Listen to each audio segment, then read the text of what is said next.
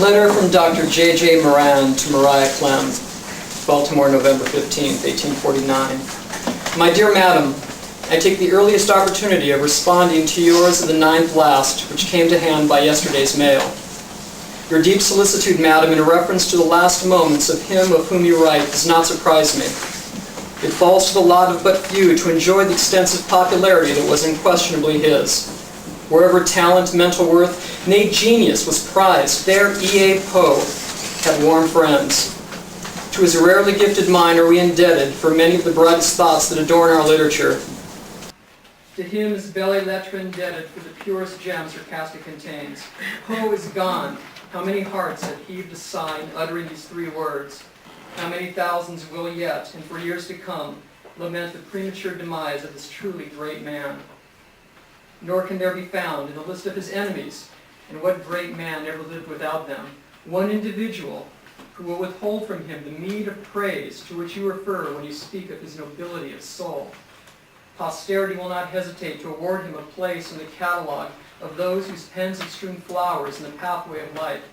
Flowers, too, whose fragrance will last for the enjoyment of unborn millions, thereby preserving a memorial more lasting than the sculptor's chisel or the art of the statuary could ever fabricate or invent. But now for the required intelligence. Presuming you are already aware of the malady in which Mr. Poe died, I need only state concisely the particulars of the circumstances from his entrance until his decease. When brought to the hospital, he was unconscious of his condition, who brought him, or with whom he had been associating. He remained in this condition from 5 o'clock in the afternoon, the hour of his admission, until 3 next morning. This was the 3rd of October. To this state succeeded tremor of the limbs, and at first a busy but not violent or active delirium, constant talking and vacant converse with spectral and imaginary images on the wall.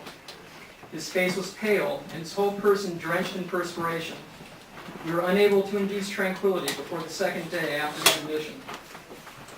Having left orders with the nurses to that effect, I was summoned to his bedside as soon as consciousness was supervening, and questioned him in reference to his family, place of residence, relatives, etc., but his answers were incoherent and unsatisfactory.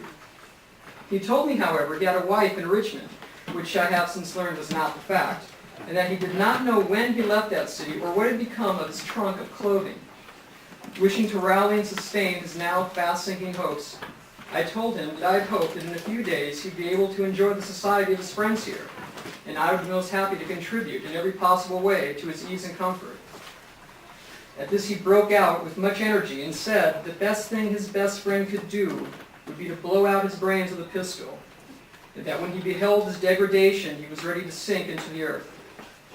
Shortly after giving expression to these words, Mr. Poe seemed to doze, and I left him for a short while. When I returned, I found him in a violent delirium, resisting the efforts of 2 nurses to keep him in bed. This state continued until Saturday evening, when he commenced calling for one Reynolds, which he did through the night up to 3 on Sunday morning. At this time, a very decided change began to affect him. Having become enfeebled from exertion, he became quiet and seemed to rest for a short time. Then gently moving his head, he said, "Lord, help my poor soul," and expired. This, madam, is as faithful an account as I am able to furnish from the record of his case.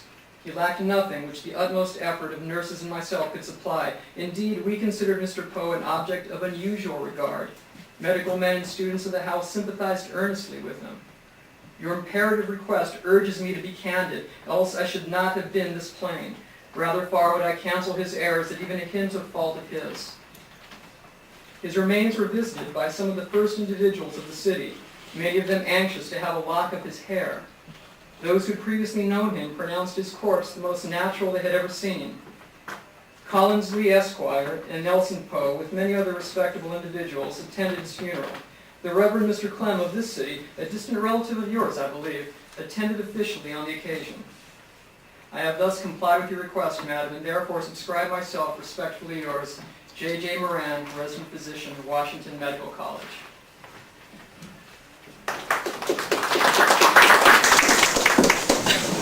Moran, thank heaven, the crisis, the dangerous past and the lingering illness is over at last, and the fever called living is conquered at last.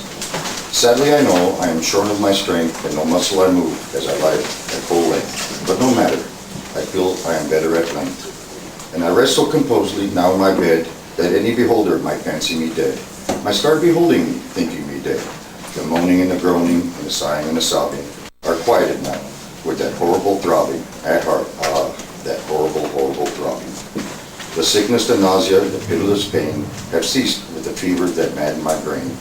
With the fever called living that buried in my brain, and oh, of all the tortures, that torture the worst has abated, the terrible torture of thirst. For the make-believing river of passion accursed I have drunk of a water that quenches all thirst. Of a water that flows with a lullaby sound from a spring but a very few feet underground. From a cavern not far down underground. And ah, let it never be foolishly said that my room it is gloomy and narrow my bed.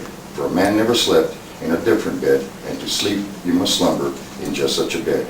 My tantalized spirit here badly reposes, forgetting or never regretting its roses, its old agitations of myrtles and roses. For now, while so quietly lying it fancies a holier order, a goddess of pansies, a rosemary order commingled with pansies, with rue and a beautiful Puritan pansies. And so it lies happily, bathing in many, a dream of the truth and the beauty of Annie, drowned in a bath of the tresses of Annie. She tenderly kissed me, she fondly caressed, and then I fell gently to sleep on her breast, deeply to sleep in the heaven of her breast. When the light was extinguished, she covered me warm, and she prayed to the angels to keep me from harm, to the Queen of the angels to shield me from harm. And I lie so composedly now in my bed, knowing her love that she fancy me dead.